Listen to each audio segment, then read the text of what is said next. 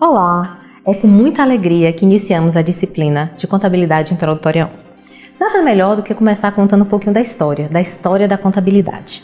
Bem, a história ela foi construída ao longo dos anos com diferentes contribuições das mais diversificadas pessoas e populações. O homem primitivo ele era nômade, vivia em tribos, possuía o senso da coletividade.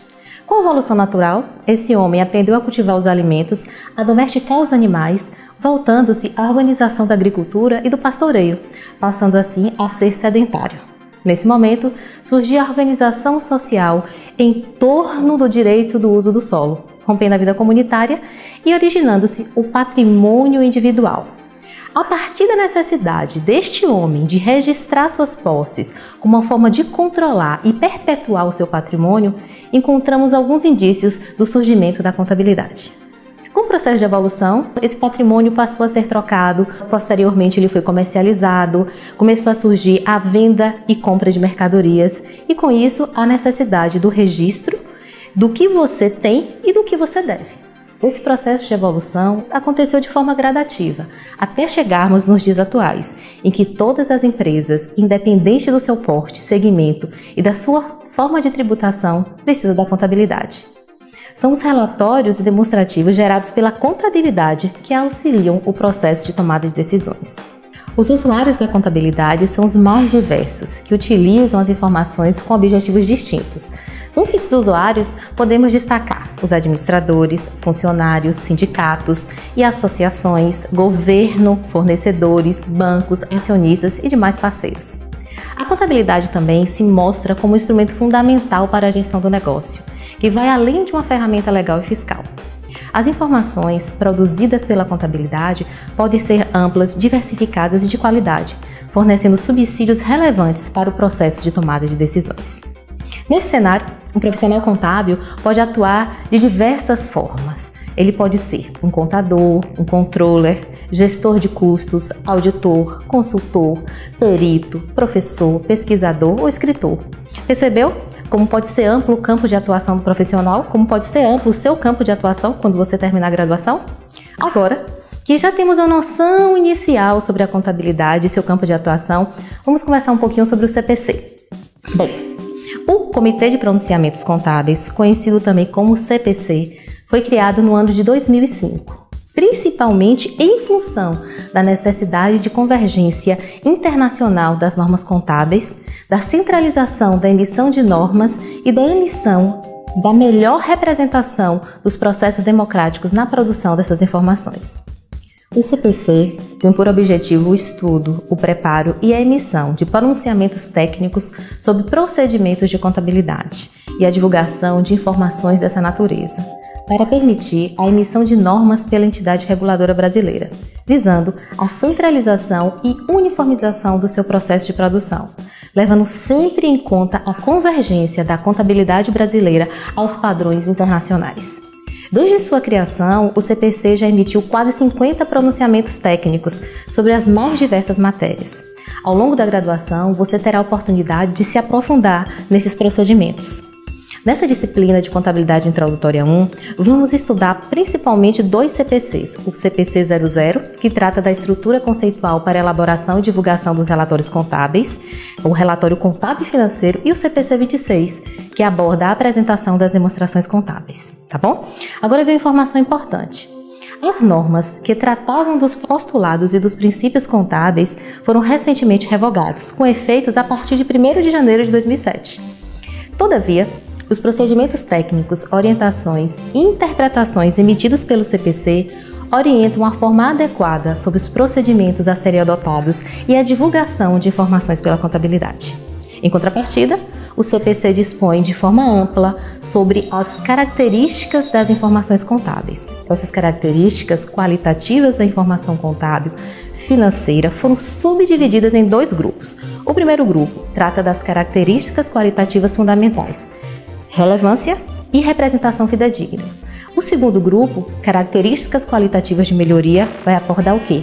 A comparabilidade, verificabilidade, tempestividade e compreensibilidade. eu recomendo uma leitura cuidadosa do capítulo 3 do CPC 00, que trata das características qualitativas da informação contábil financeira útil, tá certo?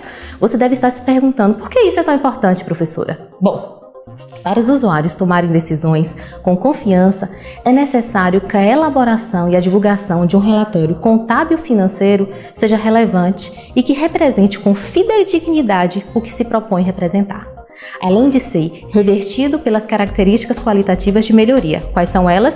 A comparabilidade, verificabilidade, tempestividade e compreensibilidade. O profissional contábil precisa acompanhar as constantes mudanças do cenário contábil, que são promovidas constantemente.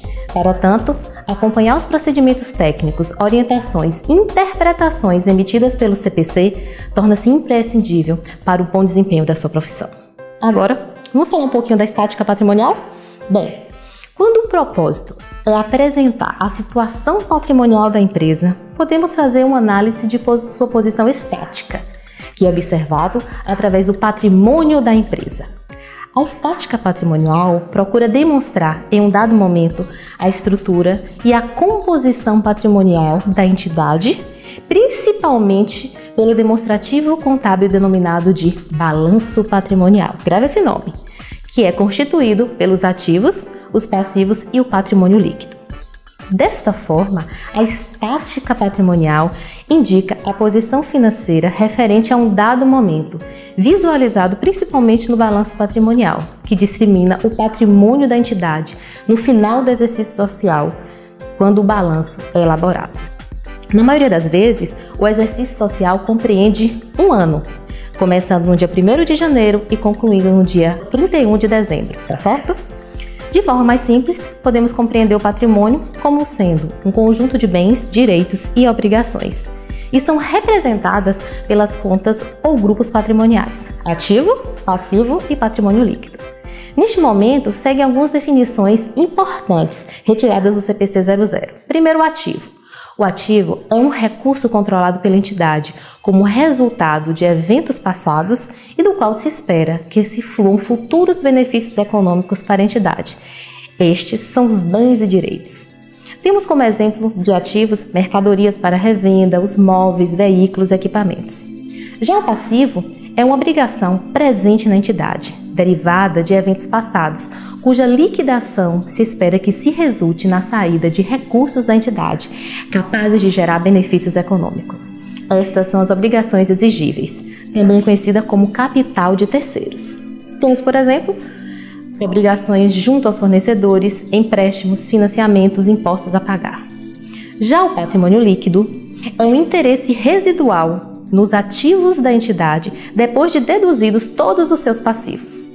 No patrimônio líquido, também conhecido como PL, se registra a dívida da entidade junto aos seus sócios acionistas, uma vez que o recurso inicial da empresa é proveniente de onde? Do capital social, que nada mais é o investimento inicial feito pelo titular, sócios ou acionistas de uma empresa.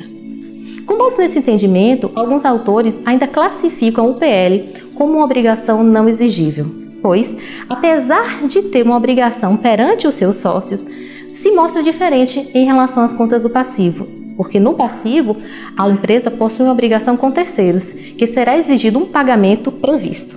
O patrimônio líquido também representa a soma do capital social, suas variações, os lucros e as reservas. Lembrando que no balanço patrimonial que encontramos os valores do ativo, passivo e do patrimônio líquido em uma determinada data. Qual seria essa data?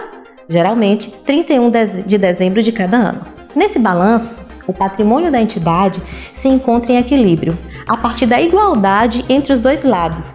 Por isso, a balança patrimonial existe uma igualdade entre o lado do ativo e o lado do passivo e do PL. Assim, o ativo será igual à soma do passivo mais o PL. A partir deste momento, chegamos também à seguinte equação patrimonial: ativo é igual passivo mais PL. Vejamos agora a composição do balanço patrimonial. Nós temos dois lados. Do lado esquerdo, nós temos o grupo do ativo, que é dividido em ativo circulante e não circulante. Já do lado direito, nós temos o passivo e o PL. O passivo, assim como o ativo, é dividido em dois grupos, passivo circulante e não circulante. Observe que temos que ter uma igualdade entre os dois lados. Por isso, a equação em que o ativo é igual à soma do passivo mais o PL, tá certo? Na próxima unidade, vamos estudar um pouco mais sobre o balanço patrimonial. Lembre-se que a contabilidade tem como propósito oferecer aos seus usuários informações contábil-financeiro sobre a entidade, através da apresentação dos seus demonstrativos, da posição patrimonial e financeira da entidade. Nessa unidade, conhecemos um pouquinho da história da contabilidade, dos usuários, campo de atuação. Tivemos uma noção importante do papel do CPC e suas diretrizes na contabilidade. Sobre o balanço patrimonial, vimos que através dele podemos analisar a estática patrimonial, através da representação dos ativos, passivos e do patrimônio líquido da entidade em um determinado momento. Essas foram as noções introdutórias que eu gostaria de passar para você nesse primeiro vídeo da disciplina de Contabilidade Introdutória 1. Não esqueçam de ler o módulo, entrar no ambiente virtual, ler o material complementar e desenvolver os exercícios, tá certo? Tenha um bom estudo e até a próxima unidade.